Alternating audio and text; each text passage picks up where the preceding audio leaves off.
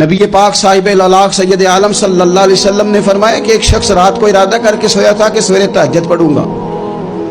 ایک تو وہ ہے جس کا ارادہ ہی کوئی نہیں، فجر پڑھنے کا بھی ارادہ ہی نہیں، سرے سے پروگرام ہی نہیں۔ اس کو پتہ چل گیا کہ ڈاکٹر نے کہا تھا 7-8 گھنٹے سونا ہے، تو اب وہ ٹائم دیکھ رہا ہے 2 بجے سو رہا ہوں، 10 بجے اٹھ جاؤں گا۔ اس کی بیچ میں نیند ہے، صحت ہے، ڈاکٹر کی تنبیہ ہے، پر فجر تو شامل ہی نہیں۔ حالانکہ اس بات کو اچھی طرح سمجھ لیں، اگر آپ کا فجر پڑھنے کا ارادہ ہے اور 4 بجے کا 3:45 بجے کا آپ نے الارم لگا لیا ہے، تو 2 دن آپ کو الارم جگائے گا، تیسرے دن آنکھ خود بخود کھل جائے گی۔ انسان کی نفسیات ہوتی ہے کہ 2 دن وہ کسی چیز بھی اپنی عادت کو سونے جاگنے میں پکا لے تو تیسرے دن وہی اس کا وہ مزاج بن جاتا ہے۔ تو اگر نیت ہی نہیں، ارادہ ہی نہیں، پروگرام ہی نہیں، تو کیسے آنکھ کھلے گی؟ بلکہ پھر تو یہ ہوتا ہے کئی دفعہ آنکھ کھل بھی جاتی ہے، بندے اٹھ بھی جاتے ہیں پر اٹھتے ہی نہیں، نماز کا وضو ہی نہیں کرتے، آگے بڑھتے ہی نہیں، ہمت ہی نہیں کرتے۔ لیکن حضور کیا فرما رہے ہیں؟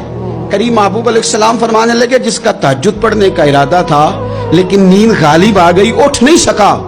حضور فرماتے ہیں نیند تو اب اس نے پوری کر ہی لی ہے نا، پر ارادہ تھا تہجد پڑھنے کا۔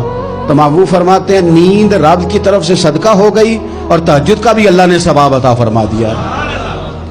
ارادے صاف کرے، پکے کرے، نیتیں کھری رکھے، نیت صاف رکھے، اخلاص پیدا کرے، تو پھر تو گھر میں بیٹھے بیٹھے بڑی نیکیوں کا ثواب ملتا ہے۔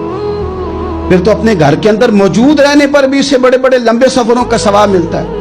حضرت انس بن مالک رضی اللہ تعالیٰ عنہ فرماتے ہیں ہم تبوک سے واپس آ رہے تھے تو نبی پاک علیہ السلام نے فرمایا ہمارے کچھ بھائی ہیں بھائی جو بیٹھے مدینے میں ہیں، پر ہم نے جو گھاٹی بھی طے کی، جو سفر بھی طے کیا، وہ ہمارے ساتھ ہی تھے۔ بیٹھے کہاں ہیں؟ مدینے میں، پر ہم نے جتنا سفر طے کیا وہ ساتھ ہی تھے۔ حضرت انس بن مالک کہتے ہیں ہمارے تو کان کھڑے ہو گئے کہ بیٹھے بھی گھر ہیں اور ہمارے ساتھ ہیں۔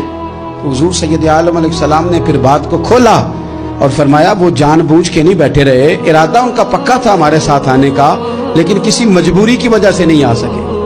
کوئی بیماری نے آ لیا تو نہیں آ سکے، چونکہ وہ مجبوری کی وجہ سے نہیں آ سکے، آ نہیں سکے، لیکن رب کریم نے ہم جس سفر سے گزرے ہیں اس کا اجر انہیں عطا فرمایا ہے۔ ثواب میں، اجر میں وہ برابر کے شریک ہیں، چونکہ ان کا ارادہ پورا تھا، پروگرام پکا تھا، وہ آنا چاہ رہے۔